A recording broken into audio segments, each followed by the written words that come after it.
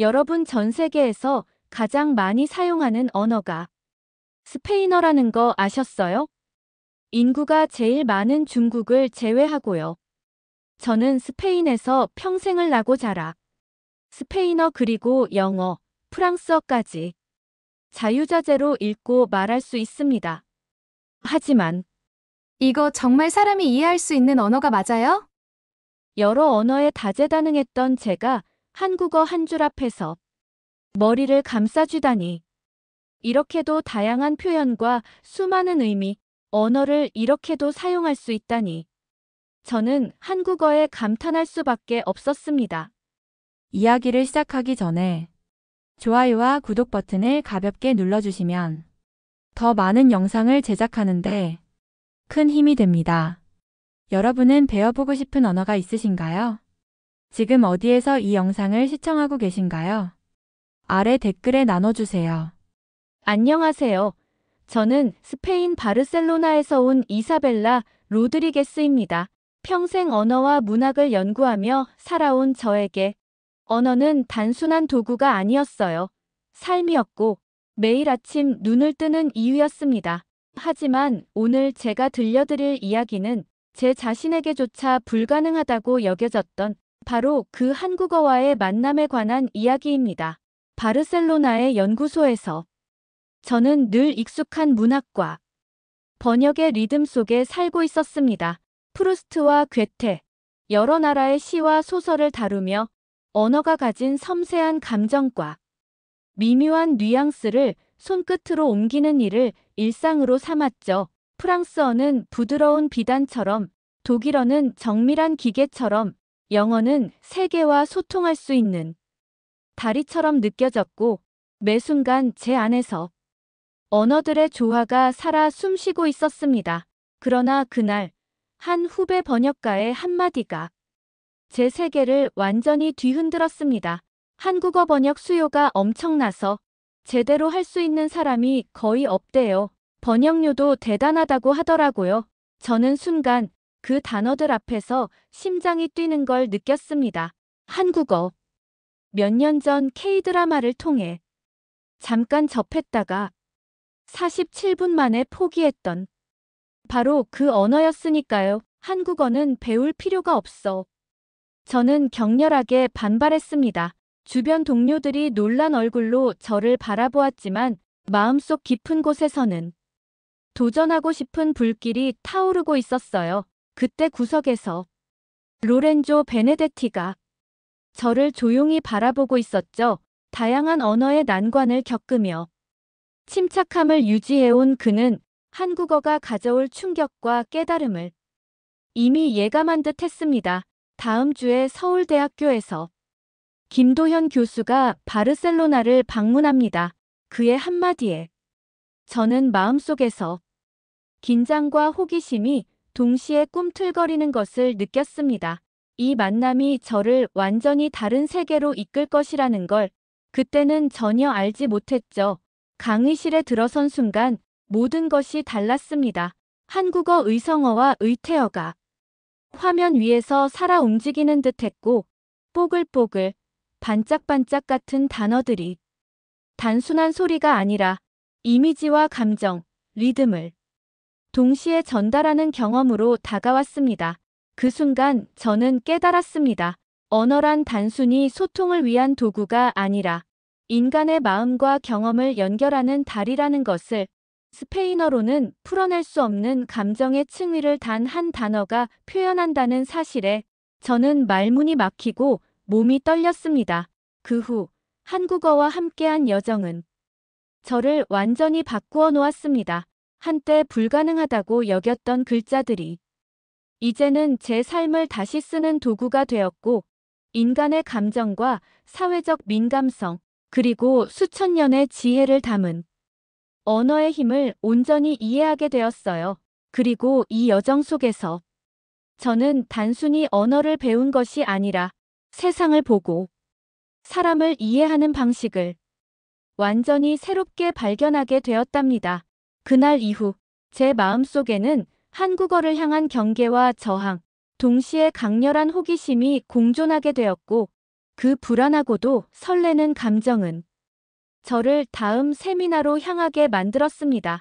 이제 시작일 뿐이었고, 그 다음 주에 있을 만남에서 저는 자신이 생각했던 모든 편견과 한계를 시험하게 될 것을 전혀 알지 못했습니다. 어느 날 저는 바르셀로나 대학교 언어학과 건물에 도착했어요. 마치 처형장에 가는 죄수가 된 것처럼 마음이 무겁고 동시에 가슴 한편에서는 떨림이 일었습니다. 고딕 부흥 양식의 건물이 머리 위로 우뚝 솟아 있었고 수백 년 동안 지중해의 폭풍과 햇빛에 시달린 돌 외벽은 자갈길 마당에 긴 그림자를 드리우고 있었습니다. 저는 가죽 메신 저백을 더 꽉 움켜쥐었고 공책과 펜의 무게조차 마음속 불안을 달래주는 데는 역부족이었어요. 아침 공기에는 대학 정원에서 피어난 자스민 향이 스며들었고 근처 교수 라운지에서 풍기는 진한 커피 향과 섞이면서 복잡한 감정을 더욱 선명하게 만들고 있었습니다. 학생들은 스페인어, 카탈루냐어, 프랑스어, 영어로 활발하게 대화하며 다언어 교향곡을 만들어내고 있었지만 오늘만큼은 제 마음속 불안이 다른 언어의 아름다움조차 막아버렸습니다. 3층으로 이어지는 대리석 계단을 올라가면서 하이힐이 돌에 부딪히는 소리가 점점 커졌고 그 소리는 저의 불안과 완벽하게 어울리는 리듬을 만들어냈습니다.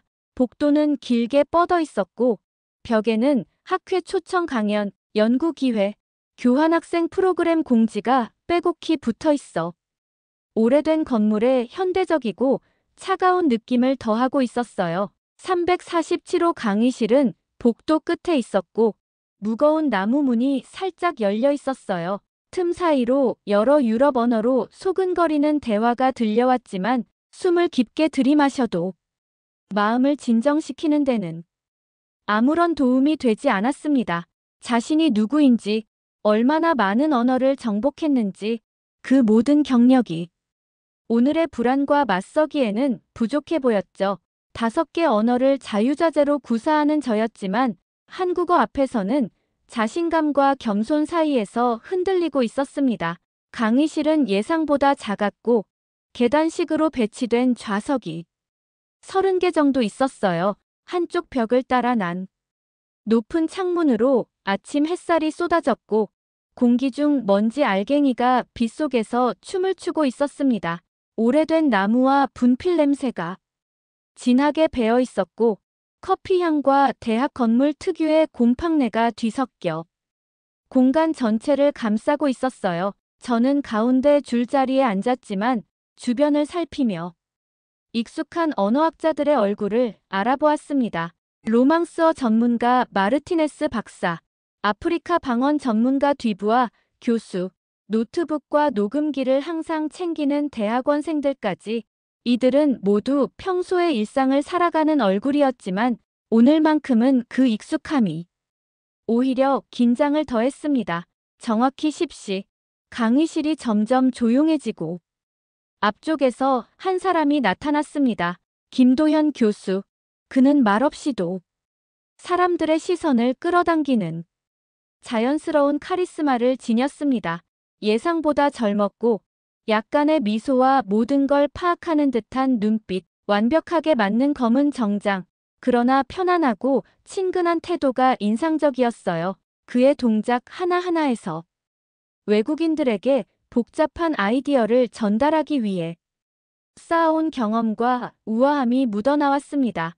발표를 시작하기 위해 노트북에 손을 뻗는 단순한 동작조차 자연스럽고 정교했습니다. 그가 마침내 입을 열었을 때 목소리는 약간의 억양을 지녔지만 듣기 어렵게 만들지는 않았습니다. 오히려 선율처럼 느껴졌고 저는 언어적 다양성에 대한 그의 도입을 거의 알아차리지 못했어요.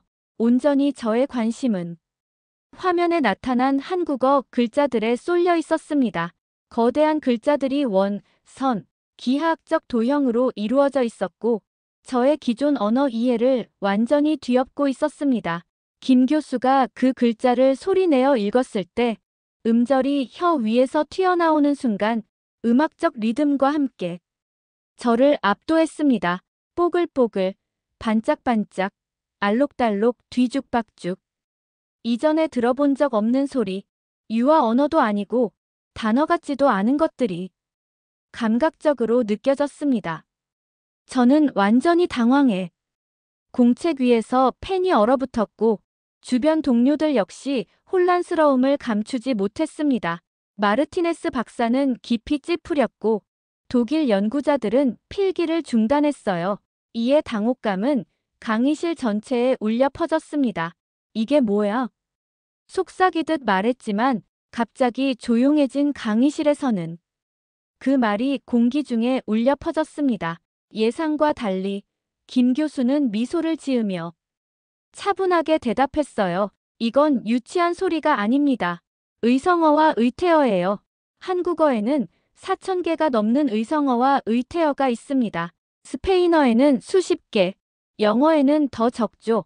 그 숫자에 충격을 받은 저는 알고 있다고 믿었던 언어적 풍부함이 얼마나 제한적이었는지 새삼 깨달았습니다. 슬라이드를 넘기자 뽀글뽀글이라는 단어가 나타났고 김 교수는 조심스럽게 발음하며 질문했습니다.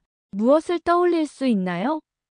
강의실은 침묵에 잠겼고 저는 회의적이면서도 몸을 앞으로 기울이며 소리와 의미가 연결되는 방식을 이해하려 애썼습니다. 화면에는 전통 한국 찌개가 담긴 냄비가 담겨 있었고 작은 둥근 거품들이 리드미컬하게 올라오다 터지는 순간을 반복적으로 보여주었습니다. 소리와 시각이 완벽하게 맞아떨어져 단 하나의 단어로 소리, 이미지, 리듬을 동시에 전달하는 한국어의 정밀함이 눈앞에 펼쳐졌습니다. 다음 슬라이드, 반짝반짝이 나타나고 아침 풀잎 위에 이슬방울들이 햇빛을 반사하며 빛나는 영상이 반복되었습니다. 저는 숨을 죽이고 화면을 바라보았습니다. 스페인어로는 여러 단어가 필요할 개념과 감각을 한국어 한 단어가 완벽하게 포착하고 있었기 때문입니다.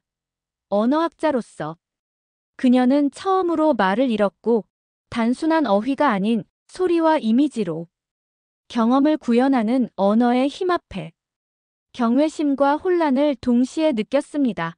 하지만 내적 편견은 여전히 속삭였습니다. 실용적 소통이 아니라면 굳이 이렇게 많은 단어가 필요할까? 효율적 전달과 정보 중심적 사고를 기반으로 삶을 설계해온 저는 여전히 회의적이었습니다.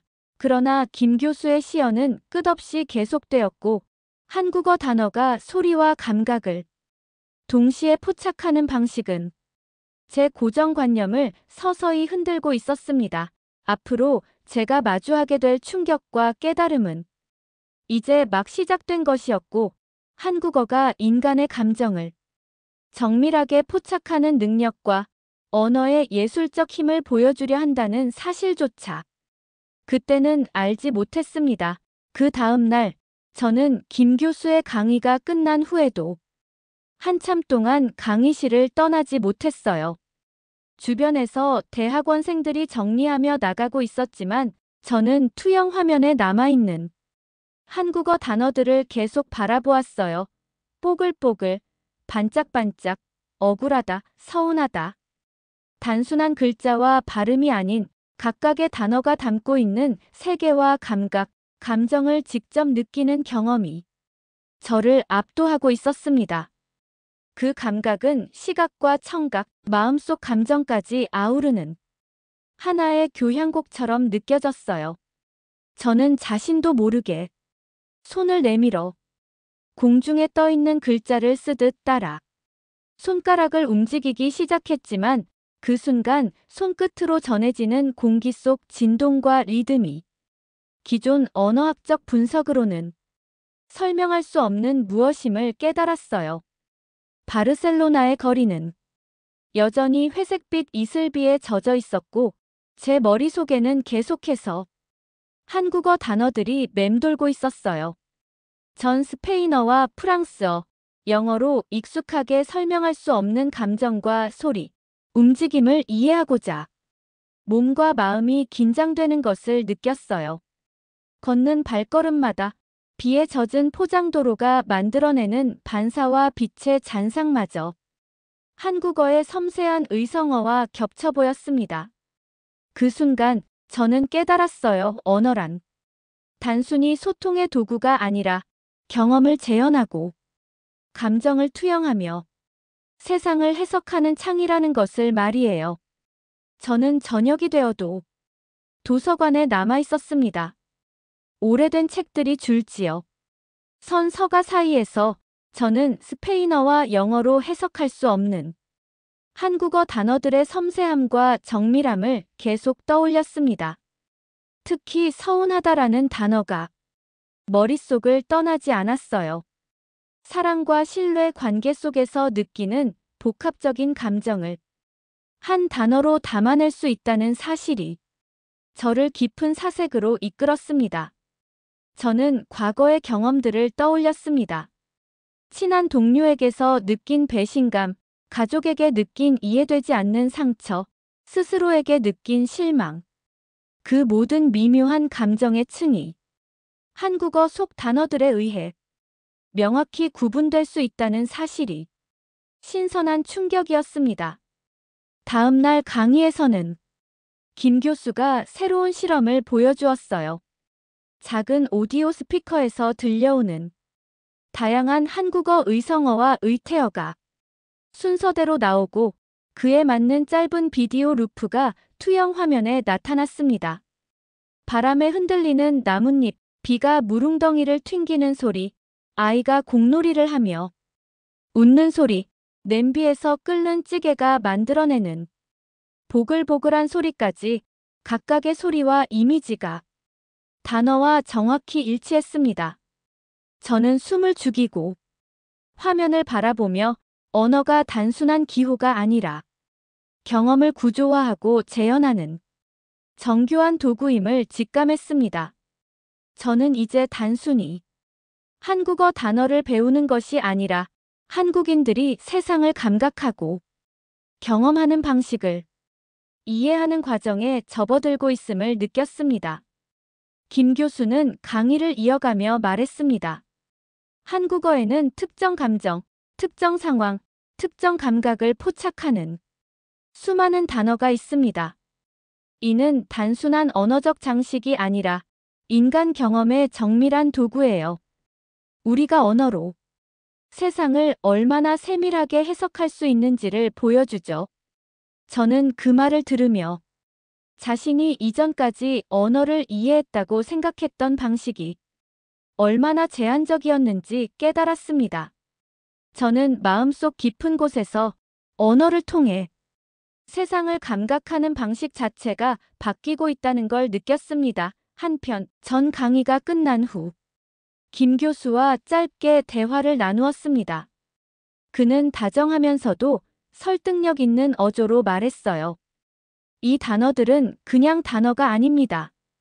감정을 기록하고 경험을 재현하며 세상을 보는 우리의 눈을 정밀하게 만들어주는 도구입니다. 이해하기 어렵지만 익숙해지면 세상을 전혀 다른 눈으로 볼 수 있습니다. 저는 잠시 말을 잃었습니다. 그 순간 저는 스스로가 한국어를 배우는 것이 아니라 한국인의 감각 세계에 입문하고 있다는 것을 깨달았어요. 그날 저녁 바르셀로나의 아파트로 돌아오는 길, 저는 골목골목에서 들려오는 소리, 떨어지는 빗방울, 지나가는 자동차 바퀴의 소리, 심지어 자신의 발걸음 소리까지 한국어 단어와 자연스럽게 연결되어 상상되었습니다.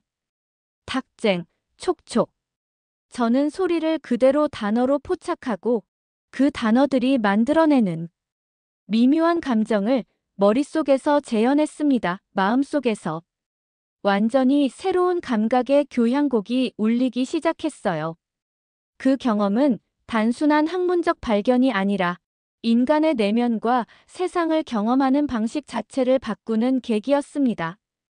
저는 자신이 익숙하게 사용하던 언어들이 감정과 경험을 얼마나 덜 정밀하게 담아내고 있었는지 이제야 비로소 직관적으로 이해할 수 있었습니다. 동시에 저는 한국어가 전하는 새로운 정밀함이 단순히 언어의 차원이 아니라 인간의 마음과 감각을 해석하는 방법임을 느꼈어요. 이전에는 알 수 없었던 감정의 결, 관계의 미묘함, 자연과 일상의 소소한 순간까지 모두 단어 하나로 포착될 수 있다는 사실이 그녀에게 큰 충격이었지만 놀라움과 경이로움이 함께 느껴졌습니다.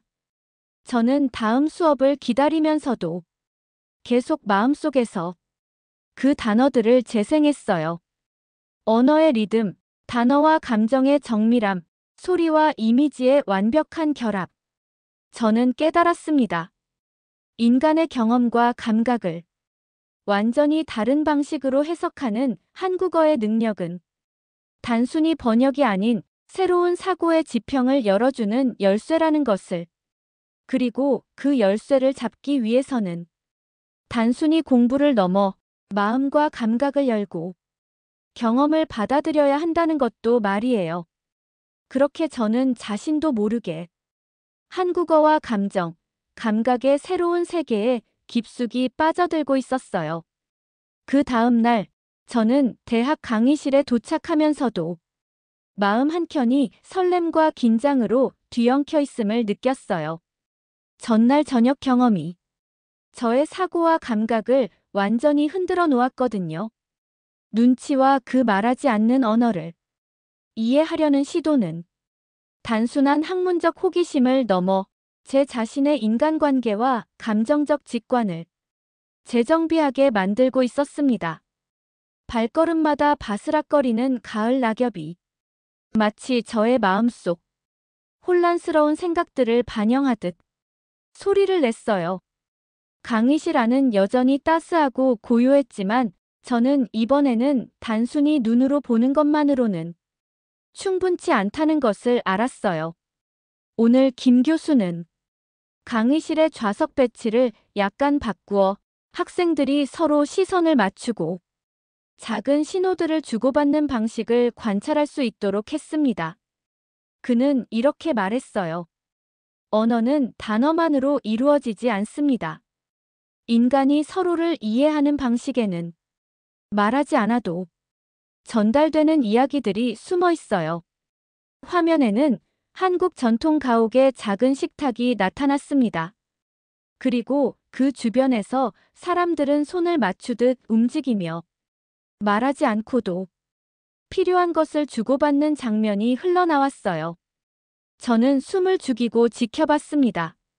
손짓 하나, 눈빛 하나, 살짝 몸을 기울이는 움직임까지 모두가 서로를 보살피고 배려하며 조화롭게 흘러갔어요. 한국어가 만들어낸 사회적 미묘함과 감각적 민감성이 실제로 눈앞에 드러나는 순간이었죠. 그 장면을 보며 저는 자신의 과거를 떠올렸어요. 대학원 시절 팀 프로젝트에서 서로의 작은 감정을 제대로 읽지 못해 일어난 오해와 갈등, 가족 모임에서 사소한 말 한마디로 서로 마음이 멀어졌던 순간들. 스페인어로는 설명하기 힘든 그 미묘한 감정의 간극들이 한국어와 한국 문화 속에서는 자연스럽게 조율되고 상호 이해로 이어진다는 사실이 저를 놀라게 했습니다. 언어가 단순히 정보를 전달하는 도구가 아니라 인간 경험과 관계의 흐름을 섬세하게 관리하는 힘을 가진다는 걸 깨달았어요. 점점 저는 그 저녁 식사 장면 속 작은 제스처들을 따라 눈으로 읽기 시작했어요. 어떤 학생이 젓가락을 들기 전 살짝 멈추는 것은 다른 사람에게 배려를 보내는 신호였고, 누군가가 웃음을 터뜨릴 때 주변 사람들이 자연스럽게 반응하며 대화를 이어가는 것은 사회적 조화를 유지하는 무언의 언어였어요. 눈치라는 단어가 이제 단순한 개념이 아닌 한국인의 삶 속에 자연스럽게 스며 있는 생활 방식임을 실감했습니다. 저의 머릿속에서는 그동안 단순히 직설적 언어로만 세상을 이해하려던 습관이 서서히 흔들리고 있었어요. 그날 저녁 강의가 끝난 후 김 교수는 저에게 조심스레 다가왔습니다. 오늘 보신 것처럼 한국어에는 단순히 말로 표현되는 것이 아니라 행동과 태도 속에 녹아있는 의미가 많아요. 말하지 않아도 전달되는 정서와 사회적 의도를 이해하는 능력이 바로 눈치입니다. 저는 교수의 말을 곱씹으며 고개를 끄덕였어요. 단어와 문법을 외우는 것이 아니라 그 속에 담긴 인간적 감각과 정서를 읽는 것이야말로 언어의 진정한 힘임을 이해하게 된 순간이었거든요. 그 후 저는 한국어 학습뿐만 아니라 한국인의 삶과 일상 속으로 더 깊숙이 들어갈 수 있는 기회를 갖게 되었어요. 저는 대학 동료들과 함께 한국식 저녁 식사 모임에 정기적으로 참여하기 시작했고, 그 안에서 보이는 작은 몸짓과 침묵, 표정의 변화를 관찰하며 새로운 통찰을 얻었습니다. 처음에는 불편하고 낯설었지만 시간이 지날수록 저의 감각과 직관이 한국 문화에 맞춰 조정되기 시작했어요. 마치 새로운 음악을 배우듯 눈치와 말하지 않는 언어의 리듬을 이해하게 된 것이었죠. 저는 이전과는 다른 방식으로 관계를 읽기 시작했어요. 단순히 말로 표현되는 의도뿐만 아니라 상대방의 표정, 몸짓, 작은 행동까지 관찰하며 상대방의 마음을 느낄 수 있게 되었습니다. 스스로 깨닫지 못했던 감정적 민감성이 점점 자라면서 저의 내적 경험은 더욱 풍부해졌고, 인간관계 속에서 이전에는 볼 수 없었던 세부적인 조화와 연결을 이해할 수 있게 되었어요. 특히 학생들이 서로를 배려하며 공동체를 만들어가는 방식은 저에게 깊은 인상을 주었어요. 서로의 필요를 미리 이해하고 말하지 않아도 배려하는 행동, 공동체 전체의 조화를 위해 자신을 조율하는 모습. 그것은 단순히 문화적 차이가 아니라 인간이 더 깊이 연결되고 상호작용할 수 있는 가능성을 보여주는 삶의 기술처럼 느껴졌습니다. 저는 생각했어요. 한국어를 배우는 것이 아니라 한국인의 삶과 사고방식, 그리고 그 안에서 살아가는 인간 경험을 이해하고 있는 것이라고. 바르셀로나의 밤은 고요했지만 저의 마음은 그동안 경험하지 못한 감각의 풍경으로 가득 차 있었습니다. 눈으로 보는 것, 귀로 듣는 것, 마음으로 느끼는 것, 모든 것이 한국어와 한국 문화 속에서 새로운 의미를 얻고 있었어요. 저는 깨달았습니다. 언어는 단순히 정보를 전달하는 도구가 아니라 사람들의 관계, 감정, 삶의 흐름을 섬세하게 관리하고 숨겨진 이야기와 감각을 전하는 힘을 가지고 있다는 것을 말이에요. 오늘 배운 눈치와 말하지 않는 언어가 단순한 한 번의 체험으로 끝나지 않을 것이라는 것을, 앞으로 펼쳐질 한국어와 한국 문화 속에서의 여정은 지금까지 제가 알고 있다고 생각했던 모든 언어적, 감정적 경험을 뒤흔들 새로운 발견과 깨달음으로 이어질 것임을 말이에요. 저의 마음속에 새로운 세계가 천천히 열리고 있었고, 그 속에서 기다리는 수많은 미묘한 인간 경험의 층위가 저를 부르고 있었습니다.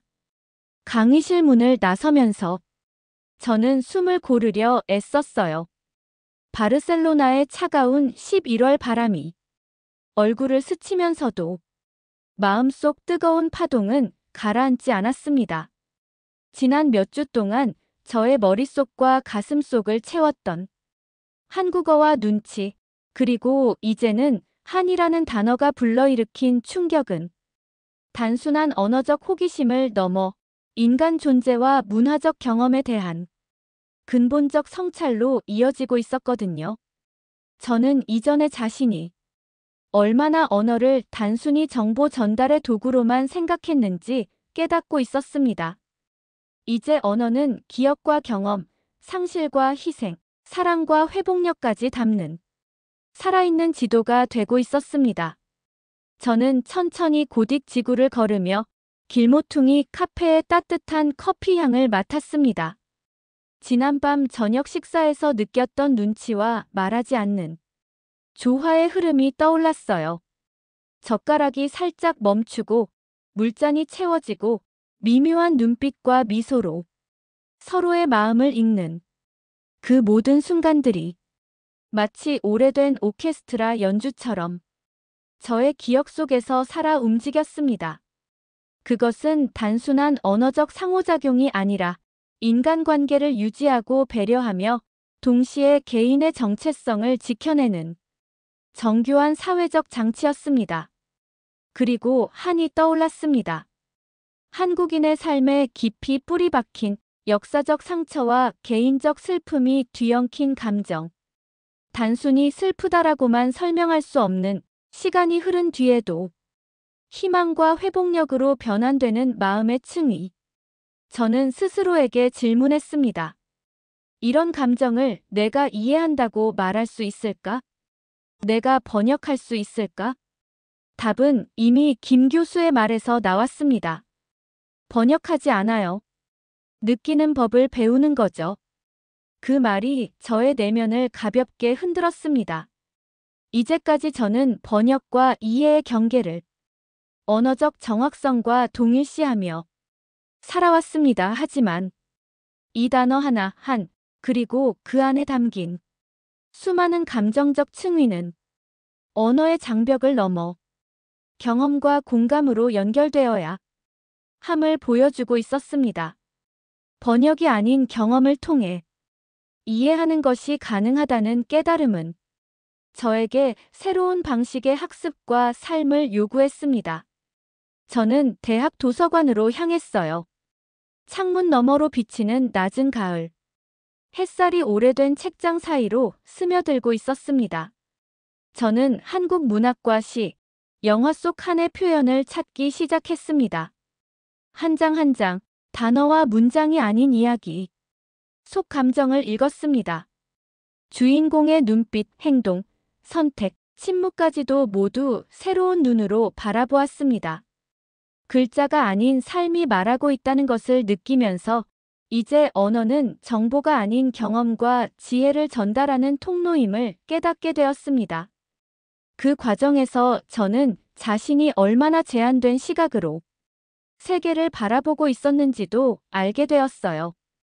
번역 가능한 단어, 명확히 정의된 감정만 이해하려 했던 이전의 접근은 인간 존재의 풍부함을 놓치게 만들었습니다.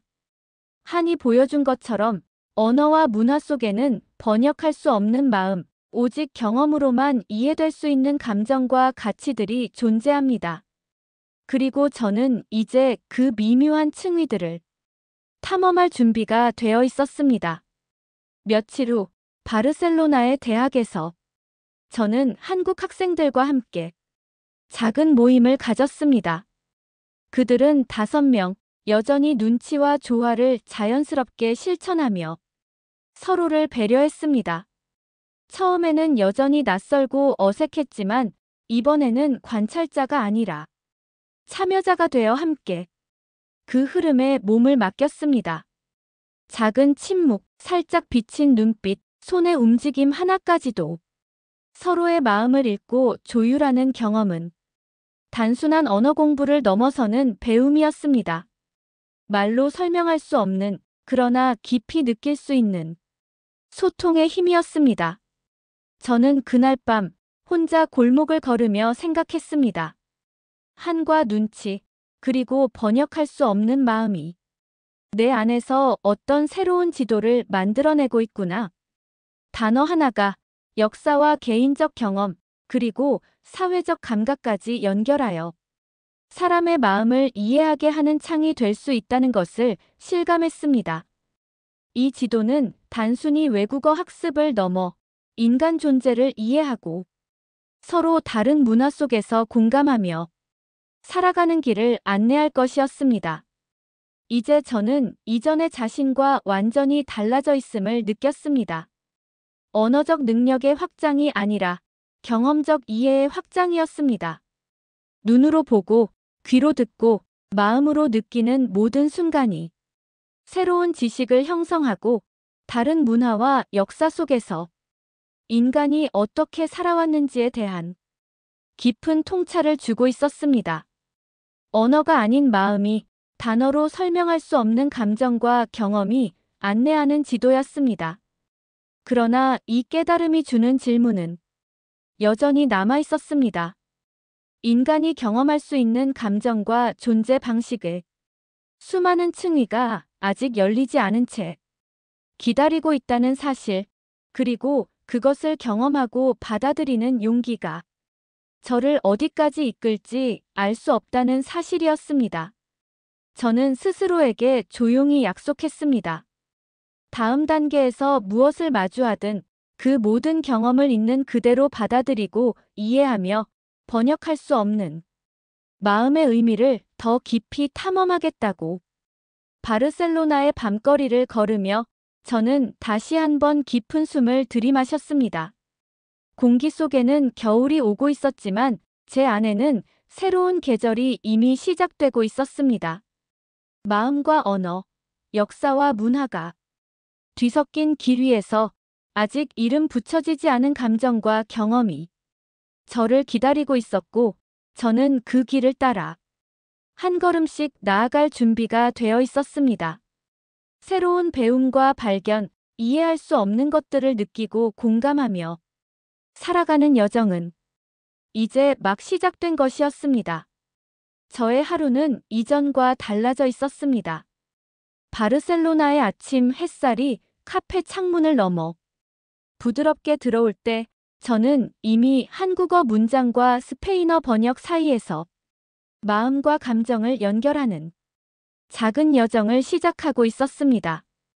단순히 단어를 옮기는 것이 아니라 사람들의 경험과 마음속 울림을 느끼고 그것을 글과 목소리로 이어주는 일이 되었거든요. 이제 한국어는 저에게 더 이상 배워야 하는 외국어가 아니라 인간 존재의 깊이를 엿볼 수 있는 창이 되었고, 동시에 언어가 어떻게 마음을 잇는 다리가 되는지를 보여주는 증거였습니다. 그날 아침, 연구소 복도에서 저는 대학원생 한 명과 마주쳤습니다. 평소와 달리 활기가 넘치는 눈빛이었습니다.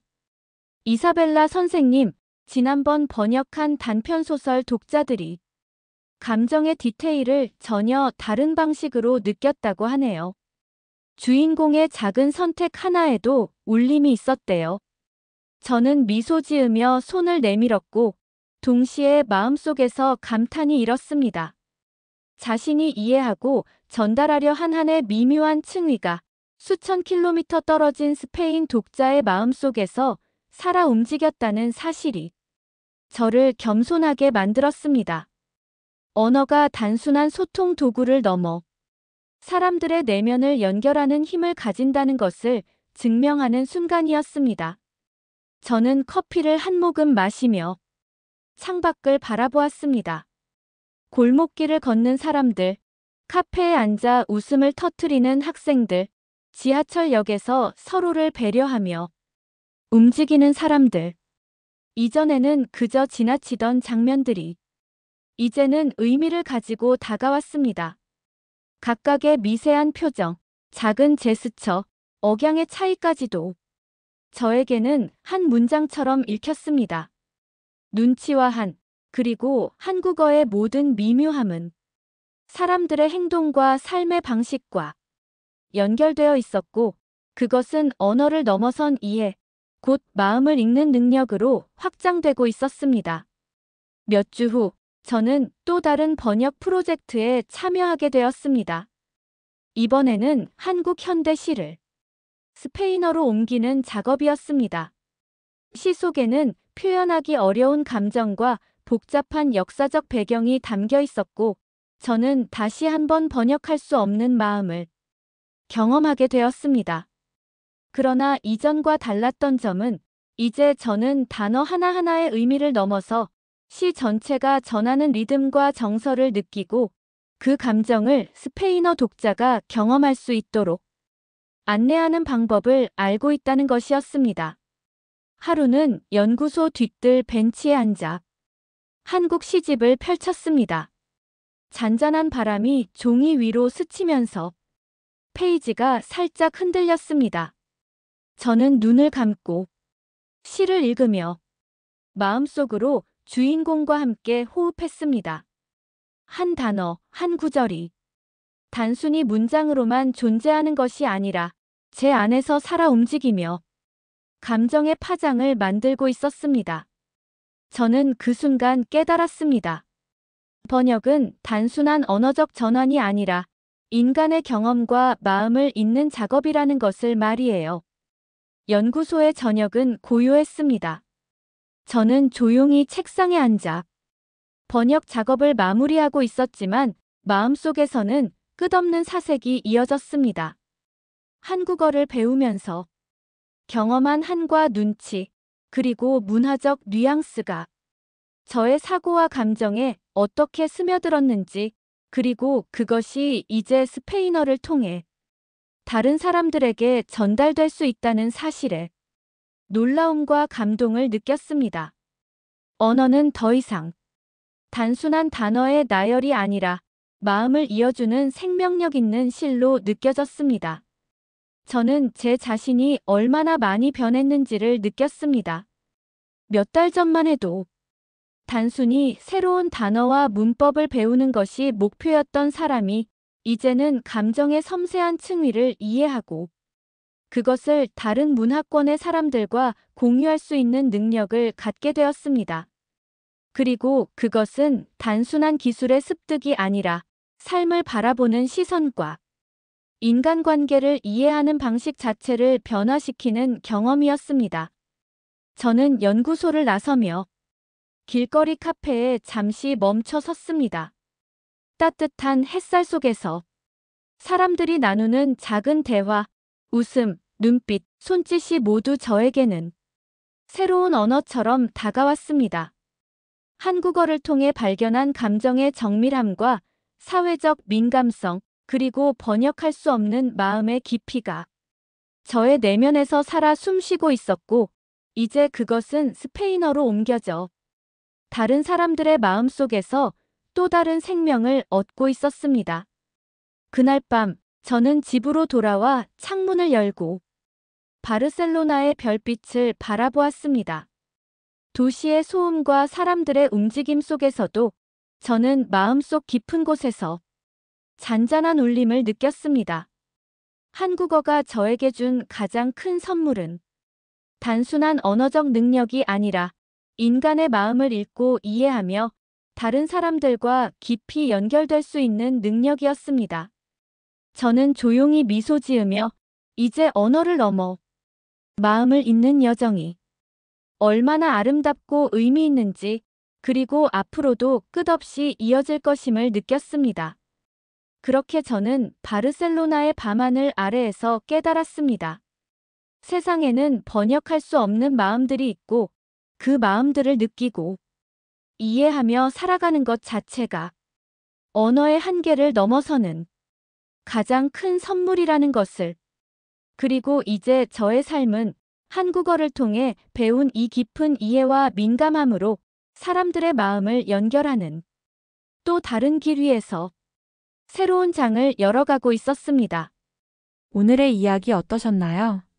역시 매일 같이 사용하는 우리만의 언어, 한국어만큼 다채롭고 멋진 언어가 없는 것 같아요. 그렇죠?